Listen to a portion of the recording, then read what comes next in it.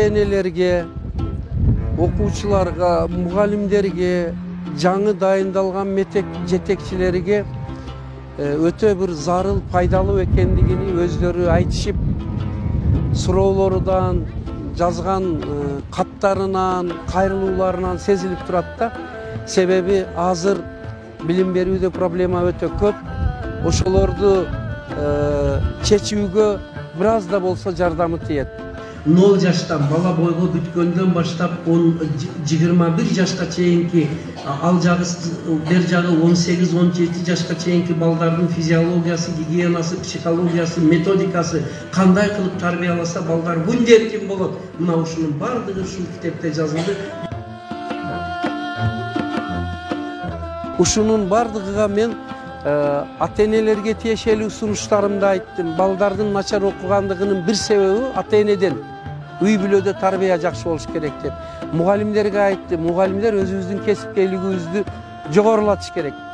Директорлорго дагы сунуштар болду. Жетекчиге жеке талап деген китеп аркылуу мектепти башкаруунун сапаты жакшы болсо, ошондо балдар дагы окуйт, мугалимдер жакшы иштейт. Ошол үчүн бул жерде 50-60% мектептин ийгилиги мектеп директорудан көз каранды. Алар үчүн дагы менимче өтө тиешелүү жакшы сөздөр айтылды. Андан тышкары мына Талас мамлекеттик университетинин мугалим студенттери менен дагы жолуктук.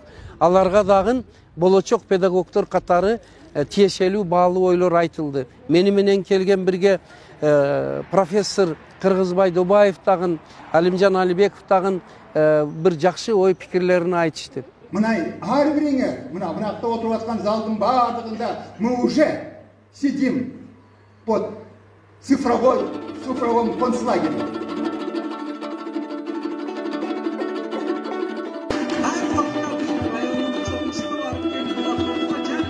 Мына Талас областык билим методика борбору Салтанат Бейшенова, областык өкүлчүлүк, губернаторунун орун-басары, акимдерге жана мына бизди уюштуруп Бишкектен алып келген Асылбек, Адина, Нурбек, баарыңыздарга терең ыраазычылыкты айтыш керек.